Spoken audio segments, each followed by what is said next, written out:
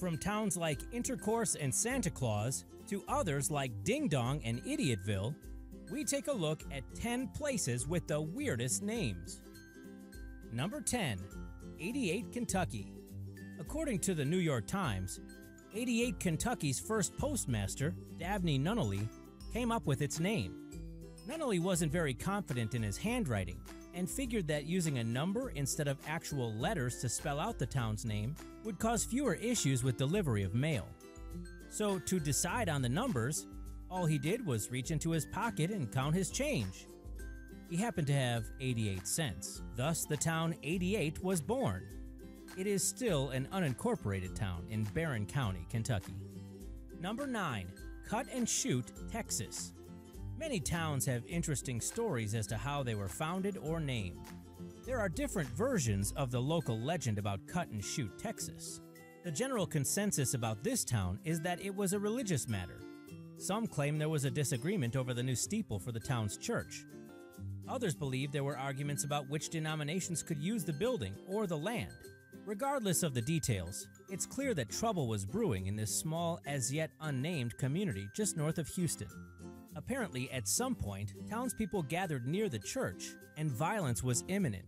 Allegedly, a boy at the scene told his family he was going to, quote, cut around the corner and shoot through the bushes. When the case finally went before a court, witnesses were questioned as to where the skirmish had taken place. But since the town didn't have a name, no one knew what to call it. One witness told the judge, "I suppose you could call it the place where they had the cuttin' and shootin' scrape." And the name Cut and Shoot, Texas was born.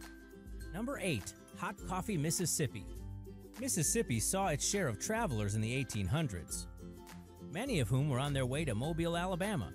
These travelers often found themselves at an inn in southern Mississippi, where the owner greeted them with ginger cookies and hot coffee.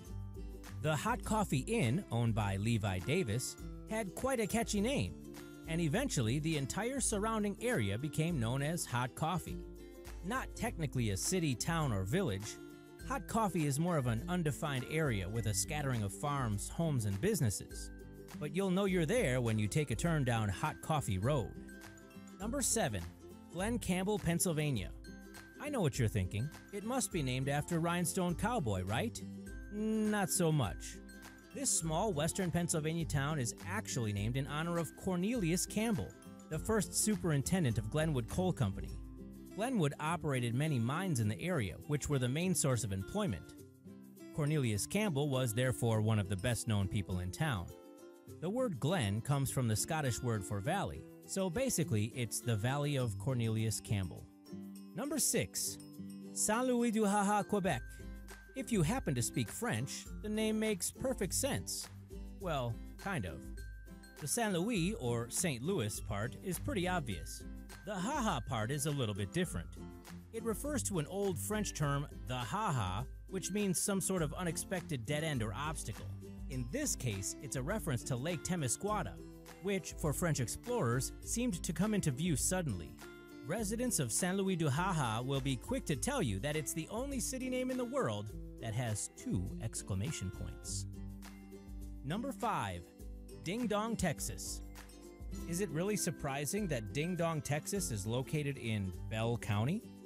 An interesting coincidence, the town itself was named for resident and businessman Zulus Bell and his nephew Bert. The county was actually named for former governor Peter Bell, but the governor and Zulus and Bert actually have no relation. The Bells of Ding Dong had a general store and needed a sign for their business, so they hired local painter C.C. Hoover. The sign featured 2 bells, one with Zulus's name and one with Bert's. At the bottom of the sign, you could see the words Ding Dong coming out of the bottom of the bells. As the local population grew, the words Ding Dong became a memorable name for this place. Number 4. Toadsuck, Arkansas. Toadsuck sits along the Arkansas River. Its local tavern was a regular stop for boatmen who would travel on steamboats. These river folk were said to, quote, suck on the bottle till they swelled up like toads. Dr. John L. Ferguson, the late director of the Arkansas History Commission, didn't think it was likely that the town got its name from such a story. His idea was that, since the first Europeans to explore the area were French, it was much more likely that this is an English corruption of a French word. Number 3. Idiotville, Oregon. If you travel to Idiotville, Oregon, you're not likely to find too many residents. That's because Idiotville is actually considered a ghost town. It's a former logging community northwest of Portland. There used to be a logging camp nearby called Ryan's Camp, where most of the former residents of Idiotville would work.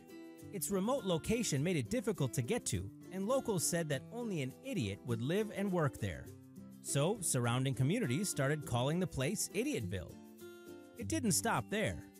Soon, the nearby stream was called Idiot Creek, and then the official maps were changed to reflect the names.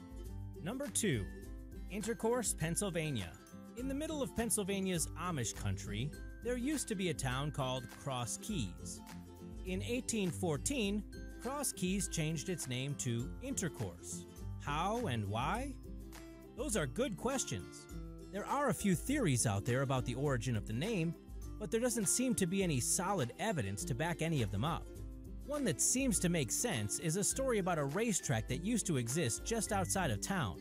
There was a sign above the entrance that said, "Enter Course." So as local residents and passers-by would refer to the town, they would call it Intercourse, which then eventually evolved into Intercourse. Number 1. Santa Claus, Indiana. Southwest Indiana, 1854. Pioneers traveling across the country settle a small town and decide to call it Santa Fe. Nothing out of the ordinary, right? 2 years later, they apply to get a post office and are turned down because there's already a Santa Fe, Indiana with a post office. In order to get a post office, Santa Fe would need a new name. Like many of the others on this list, there are several stories as to how it ended up being called Santa Claus. The most widely accepted version is something like this. Over the next few months, several meetings were held by the townspeople to select a new name, but no one could agree. As the end of the year approached, the last town meeting was held late on Christmas Eve after church services.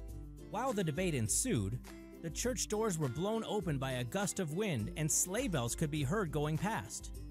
The excited children shouted, "Santa Claus!" which was all it took for the idea to get into someone's head. Christmas morning, Santa Claus, Indiana had a new name. If you liked this video, why not hit that like button? And remember to hit the subscribe button for more videos every 2 days.